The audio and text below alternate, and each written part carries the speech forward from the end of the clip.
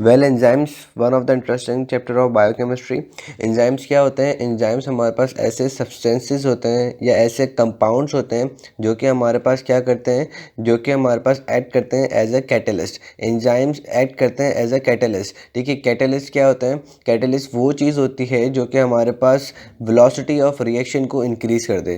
Catalyst क्या होती है? कैटलिस्ट वो चीज़ होती है जो कि हमारे पास वेलोसिटी ऑफ रिएक्शन को इंक्रीज कर दे, या हमारे पास जो एक्टिवेशन एनर्जी होती है, एक्टिवेशन एनर्जी वो एनर्जी या वो minimum amount of energy which is required to reach the threshold value. ठीक है, वो मिनिमम अमाउंट ऑफ एनर्जी जो कि रिक्वायर होती है हमारे पास रिएक्शन को प्रोसीड कराने के लिए। ठीक है, एक्टिवेशन एनर्जी क्या है? वो minimum amount of energy which is required to proceed the reaction. तो एंजाइम्स क्या करते हैं कि इस एक्टिवेशन एनर्जी को डिक्रीज कर देते हैं। एंजाइम्स क्या करते हैं? इस एक्टिवेशन एनर्जी को डिक्रीज़ कर देते हैं। ठीक है, एंजाइम्स क्या करते हैं? इस एक्टिवेशन एनर्जी को डिक्रीज़ कर देते हैं। दूसरी चीज़ कि एंजाइम्स मैंने बताया बायोकैटलिस्ट हो गए। एंजाइम्स की नेचर क्या है? They are thermolabile, colloidal and proteinaceous in nature. तकरीबन सारे एंजाइम्स क्या होते हैं हमारे पास? प्रोटीनियस इन नेचर होते हैं एक्सेप्ट राइबोजाइम्स। एक्सेप्ट राइबोजाइम्स जो कि हमारे पास क्या है? न्यूक्लिक एसिड है जो कि राइबोसोमल आरएनए जो होता है वो ऐड करता है एज राइबोजाइम्स के तौर पे। ठीक है, तो ये हमारे पास एक बेसिक इंट्रोडक्शन था किसका? एंजाइम्स का। ठीक है, अब एंजाइम्स क्या है हमारे पास? प्रोटीनियस इन नेचर है।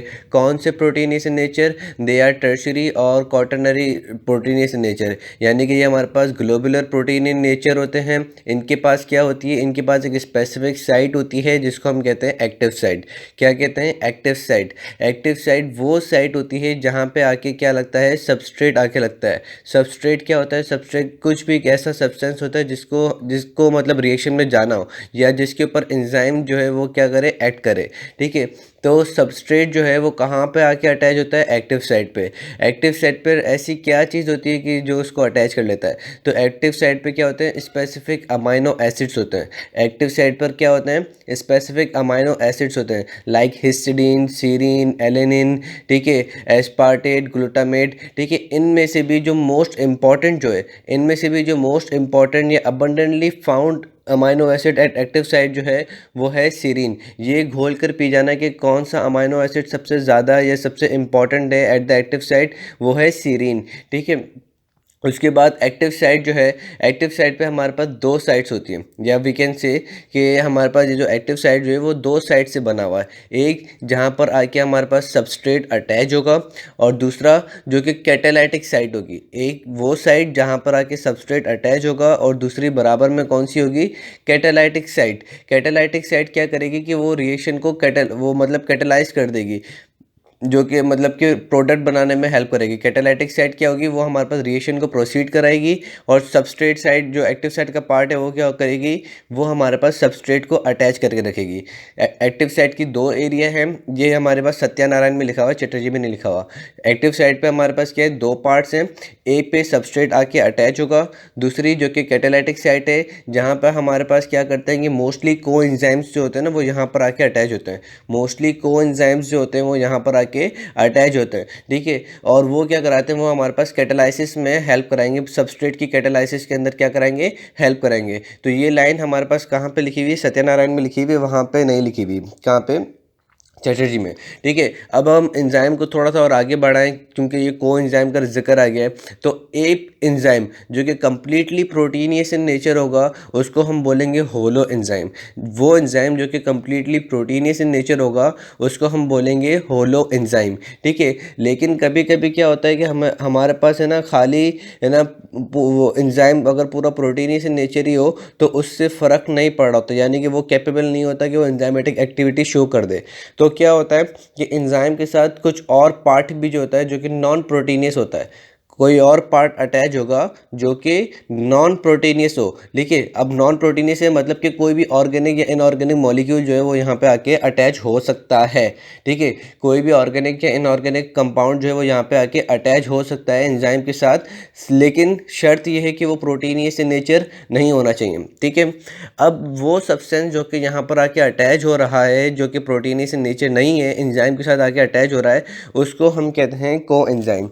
को एंजाइम किसको कहते हैं? ऐसा सब्सटेंस जो कि हमारे पास एंजाइम के साथ आके अटैच हो रहा हो। ठीक है, अब अगर हमारे पास को एंजाइम जो है अगर वो कोएंजाइम हमारे पास कोवेलेंटली बॉन्ड हो रहा है, अगर कोएंजाइम हमारे पास कोवेलेंटली बॉन्ड हो रहा है एंजाइम के साथ, तो उस सब्सटेंस को हम बोलेंगे प्रोस्थेटिक ग्रुप। प्रोस्थेटिक ग्रुप किसको बोलेंगे? ऐसा कोएंजाइम या ऐसा सब्सटेंस जो कि हमारे पास एंजाइम के साथ आके कोवेलेंटली बॉन्ड हो रहा है, ठीक है। बाकी जो हमारे पास कोएंजाइम्स होते हैं जिसको हम कोफैक्टर्स कहते हैं, बाकी कोएंजाइम जिसको हम क्या कहते हैं, कोफैक्टर्स कहते हैं, वो हमारे पास कोवेलेंटली बॉन्ड नहीं करते, वो हमारे पास एंजाइम्स के साथ कोवेलेंटली बॉन्ड नहीं करते। वो कौन कौन सी चीज़ें हो सकती हैं? वो it can be certain metals like sodium, magnesium, potassium, जो कि हमारे पास क्या करते हैं, एक्टिवेटर्स के तौर पे काम करेंगे, जो कि हमारे पास है ना रिएक्शन की स्पीड अप बढ़ाने में हेल्प करेंगे, लेकिन दे आर लूजली अटैच, इनको हम रिवर्सिबल तौर पे हटा भी सकते हैं। लेकिन प्रोस्थेटिक ग्रुप जो होता है वो हमारे पास कोवेलेंटली बॉन्ड होगा। कोएंजाइम की मैंने कितनी टाइप्स बता दी? 2 टाइप, प्रोस्थेटिक ग्रुप जो कि हमारे पास कोवेलेंटली बॉन्ड होगा, और फिर दूसरे सर्टेन मेटल्स जो कि हमारे पास क्या होते हैं कि वो एक्टिवेटर्स या इनहिबिटर्स के तौर पे काम करेंगे। या तो एक्टिवेटर्स के तौर पे सर्टेन मेटल्स जो है वो आके अटैच हो जाएंगे, लेकिन दे आर लूजली अटैच, ये चीज़ याद रखना कि दे आर लूजली अटैच। और बाकी जो इनहिबिटर भी होगा वो भी हमारे पास सर्टेन मेटल्स ही होते हैं, लेकिन वो भी क्या होंगे, वो भी लूजली अटैच होंगे, ये चीज़ याद रख लेना, ठीक है। उसके बाद अब जैसे होलो एंजाइम मैंने बताया, होलो एंजाइम क्या है? कंप्लीट एंजाइम है हमारे पास, पूरा प्रोटीनियस एंजाइम है। उस होलो एंजाइम में जो प्रोटीन पार्ट होगा, उस होलो एंजाइम में जो हमारे पास क्या होगा, प्रोटीन पार्ट होगा, उसको हम क्या बोलते हैं? Apo enzyme. उस प्रोटीन जो होलो एंजाइम है उसमें जो प्रोटीनियस पार्ट है उसको हम क्या बोलेंगे? Apo enzyme. और बाकी जो हमारे पास है ना नॉन प्रोटीनियस पार्ट है उसको हम क्या बोलेंगे? को एंजाइम। और को एंजाइम के अंदर क्या क्या आ गया? प्रोस्थेटिक ग्रुप आ गया और हमारे पास कोफैक्टर्स आ गए, ठीक है। तो ये एक हमारे पास जनरल जो है वो इंट्रोडक्शन समझ में आ गया। अब को एंजाइम जो होते हैं वो मैंने बताया कहाँ पर आके अटैच होते हैं। को एंजाइम्स हमारे पास अटैच होते हैं कैटालाइटिक साइट पे। अब एक्टिव साइट की हमारे पास दो चीज़ें हो गई। एक्टिव साइट पे हमारे पास क्या हो गई? दो चीज़ें, एक सबस्ट्रेट अटैचिंग साइट और एक हो गया कैटालाइटिक साइट। कैटालाइटिक साइट पे हमारे पास क्या चीज़ अटैच होगी? को एंजाइम्स आके अटैच होंगे, जो कि क्या करेंगे? हमारे पास रिएक्शन को स्पीड अप कराएंगे। अगर को एंजाइम्स ना हो तो हमारे पास रिएक्शन में स्पीड अप ना हो, एंजाइम की कैटालाइटिक एक्टिविटी नहीं हो। लेकिन एक और सवाल ये है कि हमारे पास, हमें पता है कि स्पेसिफिक एंजाइम जो है हमारे पास एक सबस्ट्रेट के लिए एक स्पेसिफिक एंजाइम आता है, यानी कि कोई भी सबस्ट्रेट है उसको किसी रिएक्शन में जाना है, सबस्ट्रेट है उसको किसी रिएक्शन में जाना है। सपोज करो कि मैं ग्लूकोज बोलता हूँ, ठीक है। अब ग्लूकोज जो है वो हमारे पास काफ़ी डिफरेंट रिएक्शन में जा सकता है। जैसे ग्लूकोज की हम क्या करा दें? डिकार्बोक्सिलेशन करा दें, या ग्लूकोज के अंदर हम फॉस्फोराइलेशन करा दें। तो हर रिएक्शन के लिए इसके पास अलग एंजाइम का होना लाजमी है। हर रिएक्शन के लिए इसके पास एक अलग एंजाइम का होना लाजमी है, ठीक है। तो अब जैसे ही सबस्ट्रेट हमारे पास एंजाइम के पास जाके अटैच होता है एंजाइम की एक्टिव साइट पे, अब एक्टिव साइट की ये हमारे पास किस पे जाके अटैच हो रहा है? सबस्ट्रेट वाली साइट पे। एक्टिव साइट की कौन सी साइट पर अटैच हो रहा है? सबस्ट्रेट वाली साइट पे। तो सबस्ट्रेट वाली साइट जो है वो याद रखना कि स्पेसिफिक होती है, ठीक है। सबस्ट्रेट वाली site shows the specific activity या specificity activity of enzyme. Substrate site of active site, substrate site of active site, substrate site of active site shows the specificity of the enzyme, not the catalytic site, not the catalytic site। क्योंकि हमारे पास coenzymes जो होते हैं वो हमारे पास एक coenzyme काफ़ी enzyme के साथ जाकर अटैच हो सकता है। सपोज करो जैसे हमारे पास NAD है, निकोटिनामाइड डाइन्यूक्लियोटाइड, ये हमारे पास हर डिहाइड्रोजिनेज के साथ यूज हो जाएगा। जैसे कि लैक्टेट डिहाइड्रोजिनेज एक एंजाइम है, उसके साथ भी ये जाके कोएंजाइम के फॉर्म में अटैच हो जाएगा। दूसरे जो डिहाइड्रोजिनेज एंजाइम्स होंगे उनके साथ भी जाके ये अटैच हो जाएगा। तो coenzyme does not show the specificity और catalytic site does not show the specificity. Instead, active site, substrate site of active site shows the specificity. हम कोएंजाइम को डिस्कस कर रहे थे और अब हम डिस्कस करेंगे कोएंजाइम को on the basis of the reaction in which they are use, ठीक है। अब हम कोएंजाइम को कैसे डिस्कस करेंगे? On the basis of the reaction in which they are use, यानी कि एंजाइम जो है वो कौन से रिएक्शन को कैटेलाइज कर रहा है या कौन से रिएक्शन को मतलब कौन से रिएक्शन में यूज़ हो रहा है और उस रिएक्शन में कौन सा कोएंजाइम यूज़ होगा। सपोज करो कि हमारे पास एंजाइम जो है वो ऐड कर रहा है इन द हाइड्रोजन ट्रांसफ़र। ऐसा रिएक्शन है जिसमें हमारे पास सबस्ट्रेट में से हाइड्रोजन ट्रांसफ़र करवाना है, तो उस टाइम पे कौन सा कोएंजाइम यूज़ होगा। और फिर कुछ ऐसे रिएक्शंस हैं जिनमें हमारे पास एंजाइम जो है वो दूसरे group other than hydrogen group जो है वो हमारे पास ट्रांसफर्स करवा रहा है, तो उसमें हमारे पास कौन सा कोएंजाइम यूज़ होगा। तो हमें इस टाइप की मतलब क्लासिफिकेशन देखनी है कोएंजाइम की, ठीक है। तो पहले हम देखते हैं कि वो कोएंजाइम जो कि हमारे पास हाइड्रोजन ट्रांसफ़र में यूज़ हो रहे हो तो वो कौन से हैं। तो वो हमारे पास आ जाते हैं निकोटीनामाइड डाइन्यूक्लियोटाइड, ठीक है। और उसके बाद एक और आता है NAD आ गया, NADP आ गया, ठीक है। उसके बाद आ गया FMN फ्लेवन मोनोन्यूक्लियोटाइड, ठीक है। उसके बाद हमारे पास आ जाता है FAD, ठीक है।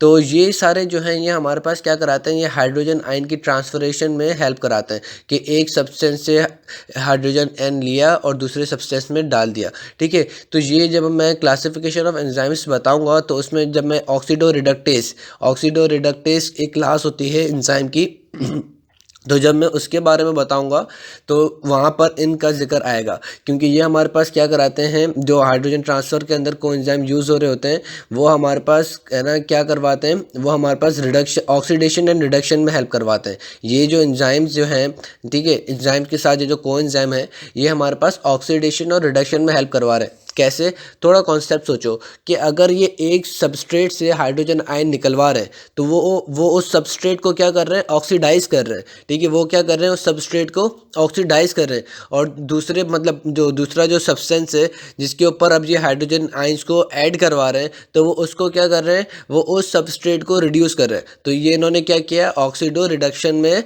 हेल्प करा दिया। तो ऐसे ऐसे एंजाइम्स जो कि हमारे पास है ना हाइड्रोजन आयन को रिमूव करवा रहे हो एक सब्सटेंस और दूसरे में ऐड करवा रहे हो, तो ये हमारे पास कहलाते हैं ऑक्सीडो रिडक्टेज। तो ये कोएंजाइम हमारे पास जो मैंने नाम लिए NAD, NADP, FMN, FAD, ठीक है, ये हमारे पास क्या करते हैं, ये हेल्प कराते हैं इन द हाइड्रोजन ट्रांसफ़र और oxido reduction action of enzyme, ठीक है। उसके बाद जो हमारे पास आते हैं कोएंजाइम वो आते हैं कि वो ऐसे रिएक्शन के अंदर हेल्प कराते हैं एंजाइम के जिसमें हमारे पास ट्रांसफ़र तो करवाना होता है, जिसमें हमारे पास कोई ग्रुप को ट्रांसफ़र तो करवाना होता है लेकिन वो हाइड्रोजन नहीं होता, ठीक है। Coenzymes, those coenzyme which are used in the transfer of groups other than hydrogen, ठीक है। हमारे पास अब कोएंजाइम्स कौन से मैं बताऊंगा, अब वो कोएंजाइम्स के बारे में बताऊंगा जो कि हमारे पास यूज होते हैं इन the transfer of groups other than hydrogen, यानी कि सबस्ट्रेट में से एक ऐसे ग्रुप को ट्रांसफ़र कराएंगे जो कि हाइड्रोजन नहीं हो। सपोज करो कि एक सबस्ट्रेट में से हमें फॉस्फेट को ट्रांसफ़र कराना है, एक सबस्ट्रेट में से हमें सल्फेट को ट्रांसफ़र करवाना है, अमाइन को ट्रांसफ़र करवाना है, तो उनमें हमारे पास कौन से कोएंजाइम यूज़ होते हैं, उनमें हमारे पास यूज़ होते हैं शुगर फॉस्फेट्स। उसके बाद को ए एस एच तो हमें पता है कि ना पेंटोथेनिक एसिड, हाँ विटामिन B7 वाला पेंटोथेनिक एसिड, विटामिन B7 या B5, ठीक है, वो चेक कर लेना, अभी मुझे भी पक्का नहीं है। तो ये उसका कॉन्स्टिट्यूंट है या उसका डेरिवेटिव है, ठीक है। ये हमारे पास यूज़ होता है एसिटाइल ग्रुप को ट्रांसफ़र कराने में। उसके बाद हमारे पास आता है थायमीन पायरोफॉस्फेट, ये हमारे पास विटामिन B1 है, ये बहुत ज़्यादा इंपॉर्टेंट है, सवाल भी आता है कि in which what is the function of thiamine pyrophosphate. तो थायमीन पायरोफॉस्फेट जो होता है ये हमारे पास कीटोन ग्रुप या एल्डो ग्रुप जो होता है, जो मतलब अल्डिहाइडिक ग्रुप जो होता है, ये कीटोन ग्रुप जो होता है ये उसको ट्रांसफ़र करवाने में बहुत ज़्यादा इंपॉर्टेंट होता है, ठीक है। तो ये भी चीज़ याद रख लेना। उसके बाद आता है पायरोडॉक्सिल फॉस्फेट, ये हमारे पास क्या कराता है, पायरोडॉक्सिल फॉस्फेट बहुत ज़्यादा इंपॉर्टेंट है, ये हीम सिंथेसिस में हेल्प करवाता है, ठीक है, जिसमें हमारे पास फॉस्फेट ग्रुप जो होता है वो ट्रांसफ़र करवाता है पायरोडॉक्सिल फॉस्फेट, ये हीम सिंथेसिस में हेल्प कराता है। वो जो स्टेप था ना, वो क्या सा मेरे को भी याद नहीं आ रहा, मैं बता दूंगा। हीम सिंथेसिस में जो स्टेप था, पहला ही वाला स्टेप था, चलो बहरहाल वो याद रख लेना कि ये हीम सिंथेसिस में हेल्प कराता है। उसके बाद क्योंकि पायरोडॉक्सिल फॉस्फेट का जब वाइटामिन में पढ़ोगे तो उसमें बहुत ज़्यादा इंपॉर्टेंट जिक्र आ ही जाएगा, ठीक है। उसके बाद जो आता है वो आता है हमारे पास फोलेट कोएंजाइम और बायोटिन विटामिन B4, ठीक है। ये सारे एंजाइम्स हमारे पास क्या कराते हैं, ये हमारे पास ट्रांसफ़र ऑफ ग्रुप्स करवाते हैं अदर देन हाइड्रोजन, ठीक। उसके बाद हमारे पास लास्ट जो क्लासिफिकेशन के अंदर जो चीज़ देखने की रह गई है वो होती है कि जैसे मैंने बताया था कि कुछ मेटल आयंस होते हैं, कुछ मेटल आयंस जो होते हैं वो क्या करते हैं कि हमारे पास ऐड करते हैं एज अ कोएंजाइम्स या कोफैक्टर्स के तौर पर। ठीक है, तो अब ये जो मेटल आयंस जो होते हैं या तो ये हमारे पास लूजली अटैच हो जाते हैं। ठीक है, अगर ये हमारे पास लूजली अटैच हो रहे हैं तो ये हमारे पास कहलाते हैं मेटल एंजाइम्स। ये हमारे पास क्या कहलाते हैं? मेटल एंजाइम्स, अगर ये हमारे पास लूजली अटैच हो रहे हैं। ठीक है, जिसमें हमारे पास क्या दिया हुआ है कि एग्जाम्पल दी हुई है potassium, magnesium, calcium, zinc etcetera. ठीक है, लेकिन ऐसे हमारे पास ऐसे मेटल आइटम्स जो कि हमारे पास कोवेलेंटली अटैच हो जाएं या हमारे पास बहुत स्ट्रांगली अटैच हो जाएं या इरिवर्सिबली अटैच हो जाएं जिसको हम हटा नहीं सकते, तो ये हमारे पास उस टाइम पे एंजाइम्स कहलाते हैं मेटेलो एंजाइम्स। मेटेलो एंजाइम्स क्या कौन से एंजाइम्स हैं? ऐसे एंजाइम्स जिसमें हमारे पास इरिवर्सिबली हमारे पास मेटल आयंस जो हैं वो अटैच हो जाएं।